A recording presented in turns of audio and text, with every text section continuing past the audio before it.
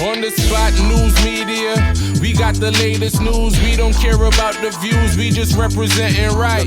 Put local news internationally every night. On the spot, wave that Jamaican flag from left to right.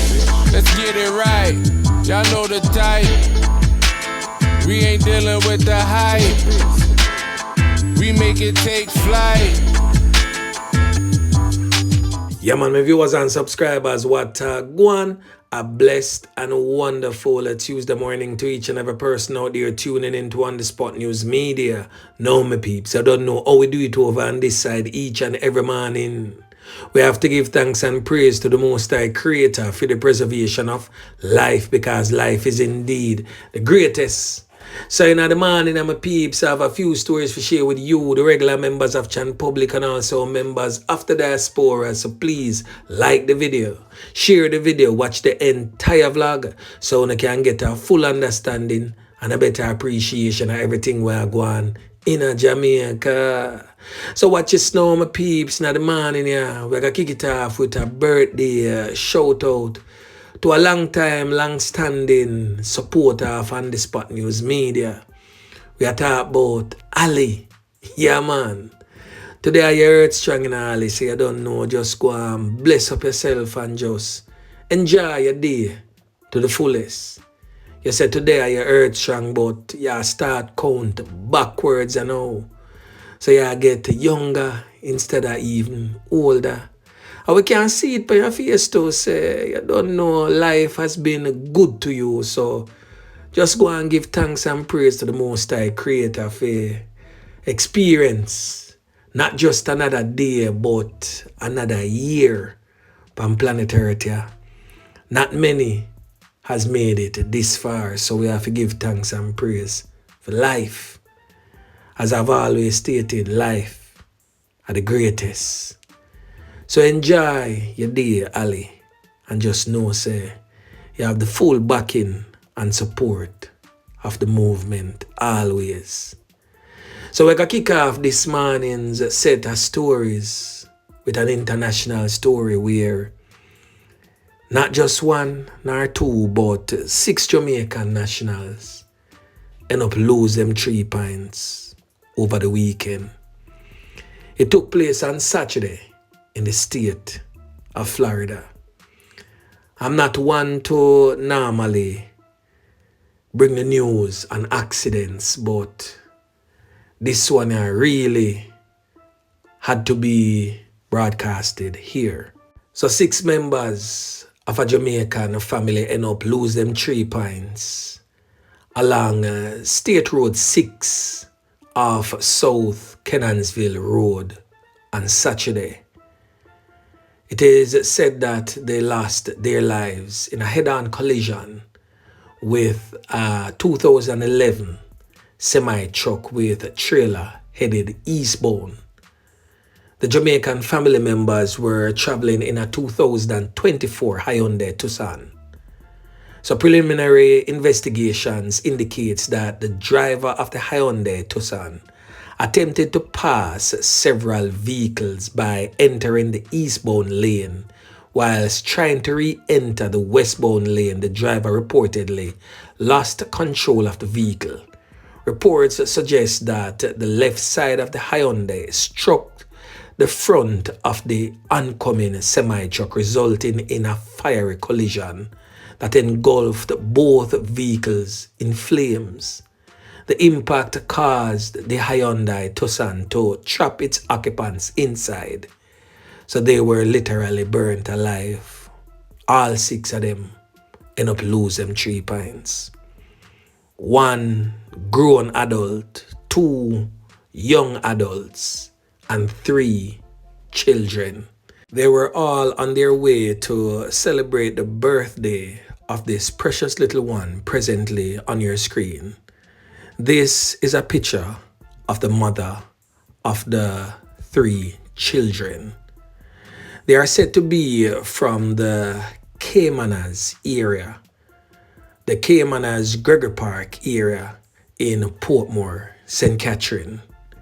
Really sad, my peeps. I'm going to show you also a video clip from a motorist who was traveling in the said direction and basically met up on the fiery accident. Now, as you can see, the smoke in the back, this is certainly not a way that any one of us would want to lose our lives, or any one of us would want to lose a family member. So I just want to take this time out to just encourage people whilst traversing the streets, whether you're in Jamaica or abroad. Be careful. Take your time on the road. Do not be in a hurry. If you're late, you're already late. Do not attempt to overtake a line of traffic, because it would seem as if that is what the driver of the Hyundai Tucson did. And I've seen over the weekend where many of our locals have lost their lives in a similar situation. So please, take no time on the road. Boy, may I tell you, the thing rough, but anyway, back to local style. So we're gonna kick off this morning's set of stories with an update. An update in relation to the police fatal knockings and clappings of the 17-year-old identified as Naheim Thomas of a Dreamland address in Brayton, Portmore, St. Catherine, where angry residents took to the streets, placard bearing, demonstrating, blocking the roads, burning the streets, protesting the fatality of the young Naheim Thomas, stating that he was wrongfully taken out by the police. In fact, they blatantly stated that the police, they murdered him. Yeah, man. Now, on the spot news media had carried news relating to that particular incident. Now, I received an email from a person who is said to be an avid listener of On The Spot News Media, said to be an educator also. I will not make any more reference to who the person is, but if the person is listening, they will know themselves. The person stated that they have known young Naheim for quite some time, and they do believe that he was wrongfully taken out by the police, and basically stating that On The Spot News Media should do a little bit more digging to prove that the young Naheim was innocent. And I did just that, because when a person says that they're an avid listener, that means they believe in On The Spot News Media, and I would want to ensure that whatsoever I bring to you, the regular members of John Public, it's the truth or the closest thing to the truth. So I did more digging, and it has been brought to my attention that the young Naheim Thomas of a Dreamland Drive address in Brayton, Portmore, St. Catherine, was indeed a criminal element. Many would not have known of his deeds, but some of his family members, to include a very close family member, I won't state the relation because that particular family member is fearful, but some of his family members would have known his deeds. In fact, the day when Naheim was taken out, he was supposed to be taken out the night before that, as he was seen at a dance and firing shots in the air when certain dancehall songs was played. So the police was hot on his trail from the night before. So luckily for him, he escaped the wrath of the police that night. But the police were adamant to find him and retrieve that illegal firearm. So when they trailed him and found out where he is, I'm not for sure if he fired at the police. I can't say for sure if he did. But one thing for sure, Naheim did have a firearm on his person. I hear cries stating that, where's the firearm? What type of firearm is it? And I've seen where other like-minded vloggers, one of my really good friends too, actually fell for it. Because sometimes when the cry is loud enough and long enough, it tends to feel more realistic than anything else. So the firearm that was retrieved by the officers is presently on your screen. So Naheim was definitely a old dirty kind of boy. You see, many a times when we go on our bed, we don't really know what many of these young men out there do. You see, especially if in a fear house, him sleeping, don't swear for them. Sad to say. And I'm not going to say that the police always have it right, But as I've stated before in many other vlogs, since the start of this year, them get it right almost every time. And this time with Naheim was one of those times they got it right. Naheim was definitely heading down the wrong path. And if he was left alone to blossom into something greater, he would have become a menace to the very same people that is now protesting his loss of life. So as I stated earlier, if the cry is loud enough and long enough, sometimes it may seem believable. Sad to say. So I will rest this story right here as it is. Yeah, man. Now the next update that we're going to talk about is also an international story / local story. For those who have been tuning into On The Spot News Media for a while would have remembered a criminal element that I featured known as Avatar. An importee where did come in at the Benbow Street area this so and come go on with himself, knocking it and clapping it pan some people and disarm some man and run away with the man them strap and go on with beatings. Avatar were originally come from out East Kingston side there so. Avatar did end up get caught up round there. During the same time when Ichipang end up lose him 3 pints. Now I also made mention of the criminal element where clap the can for Avatar, which is this criminal element presently on your screen identified as Tyreek Davis, but them call him Hittis in our streets. So after him knock it and clap it per Avatar, and On The Spot News Media start blast him left, right and center, guess what him do? Take it through the border, take away himself and find himself in a New York City. But Uncle Sam turn up the heat pan the criminal elements where get through the border and in them country. And Tyreek Davis has found himself in the custody of ICE.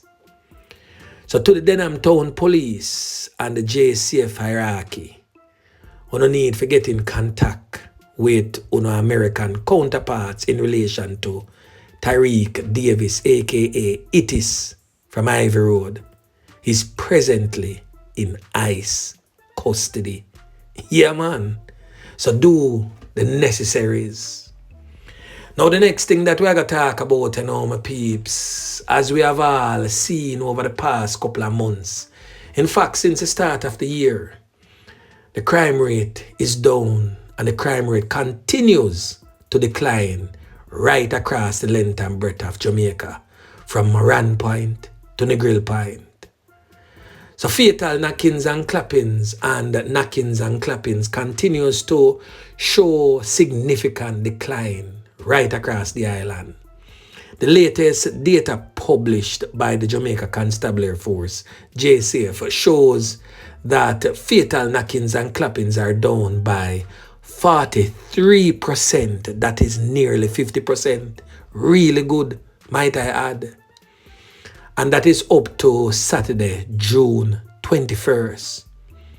So the tally now stands at 322 homicides have been committed since the start of the year. And that is 244 fewer than the 566 fatalities recorded in the corresponding period last year. So in the same period, knockings and clappings also saw major decline. The JCF says knockings and clappings declined by 33%, coming in at 345 up to June 21st. St. James took the top spot with the highest drop in fatal knockings and clappings and shootings. We should definitely give the St. James Police Division, who has had the top spot as the most murderous parish and murderous police division in the island for years. Now they have recorded the highest drop in murders and shootings. So according to the JCF stats, the division recorded 47 fewer murders than the 73 committed in the same period last year. And in relation to knockings and clappings, the St. James Police Division had 41 fewer incidents than that of the 67 recorded up to June 21st of last year. Meanwhile, the hold on and tech business has declined to 29%. However, the JCF says that break-ins have increased by 22%. So with all of that said, my peeps, the thing definitely look positive to me. So the next thing that we're going to talk about, my peeps, is that two brothers have found themselves behind bars. Yeah, man. So on Monday, two brothers was arrested following the seizure of two firearms during a police military operation in the Wellersfield district near Golden Grove in St. Thomas. So according to the Morant Bay Police, the intelligence-led operation started sometime around 5:30 a.m. and involved members from various units within the Jamaica Constabulary Force and the Jamaica Defence Force during a search of a premises in the community. A team reportedly seized a .38 revolver and a homemade shotgun. The men, who were later identified as brothers, were taken into custody. Their identities are being withheld pending further investigation. The police stated that the seizure is a part of an ongoing effort to rid the parish of St. Thomas of criminal elements. The police stated that they are continuing to urge citizens to report suspicious activities, especially if they are seeing strange faces in their communities. Because seeing these strange men in your communities could be nothing, but it could also be something. So make a report to the police so that they can check these individuals out. Now the next thing that we're going to talk about, my peeps, is coming out of the St. Andrews South Police Division, where the St. Andrews South Police is presently probing the fatal knockings and clappings of a Jamaican American man. It is said that he was fatally taken out in a hail of bullets by armed criminal elements in the Doheny Park area over the weekend on Saturday night. Now the man in question is presently on your screen, and he has since been identified as Leonard Williams. Some people know him as Kevin, some people call him Cooley, and some people know him as Dippers. He's said to be from a Norfolk address in Virginia in the US and the Aberville Avenue address in Kingston 20, Jamaica. So reports from the Hunts Bay police would suggest that sometime around 9:30 p.m., Williams was taken out in a hail of bullets by armed criminal elements along Aberville Avenue. He was assisted to the Kingston Public Hospital where he lost his life whilst undergoing treatment. The police have stated that no motive has been established for Williams' loss of life. The Hunts Bay Criminal Investigation Branch is presently probing that particular fatal knockings and clappings. Now over there in the St. Catherine North Police Division, De La Vega City is celebrating a shift towards peace. We would have loved to see that go on. So De La Vega City, or Dela as some people would know it as, is a known crime hotspot in Spanish Town, St. Catherine. But surprisingly, it has been seen a positive shift towards peace in recent years with only one fatal knockings and clappings recorded so far in 2025. So Senior Superintendent of Police, that's Hopton Nicholson, the commanding officer for the St. Catherine North Police Division, says intelligence suggests that one fatal knockings and clappings in Dela was not connected to the community. So a multi-stakeholder walkthrough of De La Vega City was staged on Sunday to reassure residents and share the plans for transformation of the area. Now we're going to hear from SSP Nicholson, who says there was a positive feedback from the residents who did not want the community to return to its violent past. Now listen. De La Vega was once, was rated in one of the, was in the red for a long time, and it reached orange, and now we can safely say it is in the yellow, which is acceptable era. So really and truly, we are happy for that, and we hope that the various stakeholders within the community, and we want to just express our appreciation for the pastors and the justices and the other members, the business community, for partnering with us and for ensuring that we keep the engagement going. And if they continue in this, De La Vega will be one of the spaces that people talk about, and it's for a good reason as well. For almost 4 weeks, we had no garbage collection because the garbage collectors were afraid to come to De La Vega. But we had some meetings with them, and we're back, in good standing. So I think the perception of De La Vega is one of the major challenges we're having. Even as crime rate has been reduced close to zero at De La Vega City, people are still scared. So part of this drive is to really showcase De La Vega as a community that is great to live in, great to raise children. And look, I've been away from Jamaica for almost, 30 years? And I left De La Vega City too with the sworn hope that I would never come back because of crime. And here I'm back because I couldn't miss this transformation. I just couldn't miss it. St. Catherine North, for example, the development of businesses have escalated, exponentially.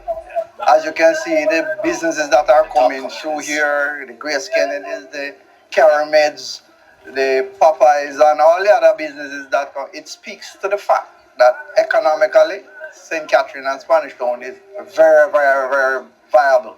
And we believe that with De La Vega coming on board, and as the president said, we will see the development of De La Vega transforming into a first world community. What we want the government to do now is to enhance the tourism aspect, on which we have the heritage at the site that needs to be developed and move to a higher level where we can see tourism booming. Because I believe that if it is tended to, Spanish Town and St. Catherine can almost be self-sufficient economically if that is brought on board. And we look forward to it.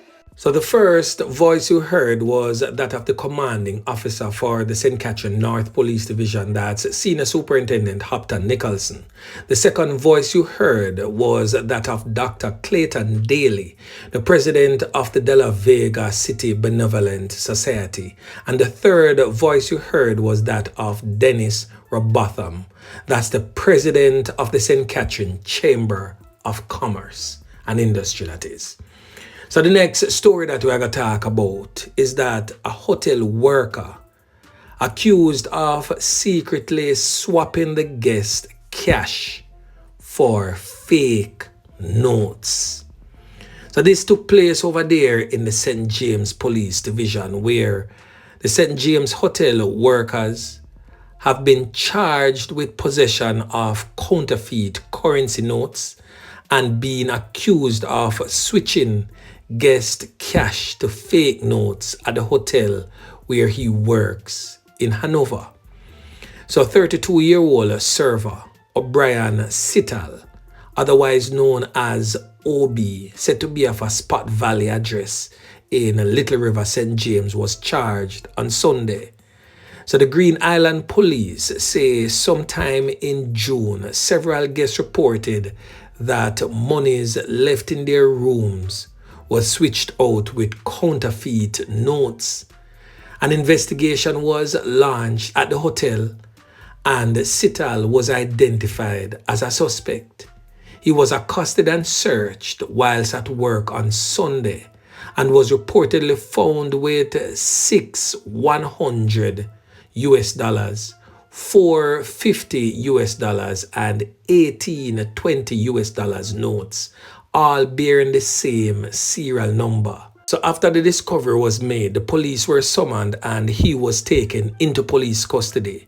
The initial find led the police team to conduct an operation at his home, which reportedly resulted in the discovery of $75 $100, $3 $50, $10 $20, and $25 counterfeit notes, along with Jamaican and Canadian currency in a shoes box in his bedroom. The accused man was taken into custody where he was formally charged. Now he's scheduled to appear in the Green Island Parish Court on July 16th. You see how some of them people are wicked. Now, this could have made the tourists them find themselves behind bars, If them never pick up on certain things and made a report, them could have got to a bank or got to a established business and tender those notes and find themselves in a serious hot water. Boy, me I telling them, my peeps. Some of the Jamaican people wicked. Yeah, man. Now, the last thing that we are going to talk about, my peeps. A contract Nakis and Clappis was found guilty after an execution-style fatal knockings and clappings of a hardware sales rep. So the contract Nakis and Clappis have been convicted by a jury. Now, that particular knockings and clappings took place because a sales rep was labeled as an informer after the sales rep allegedly alerted his employees to a fraudulent scheme that was basically taking millions of dollars from their Manchester-based hardware business. So the criminal element in question has since been identified as 33-year-old Javan Wayne. And as I stated earlier, he was found guilty for the fatal knockings and clappings of the sales rep. He was also found guilty for possession of a firearm, and that took place in a near 2-week trial that ended last Friday in a Trelawney Circuit Court. So basically, what's going on now? The victim, Deshaun Thompson, 25 years old at the time, a sales rep, was conned up 3 times, including once in the back of the head, as he and other patrons laid face down on the floor of a bar in a quiet rural community of Silent Hill in Christiana, Manchester, on the 5th of March 2022. It is said that the criminal element went to the business establishment and ordered a cigarette. After he finished smoking the cigarette, he pulled a firearm and ordered all patrons to lay face down. After which it is said that he stood in between the legs of the now deceased man and fired several cans into his back and one in the back of his head. It is said that he escaped in a waiting motor vehicle.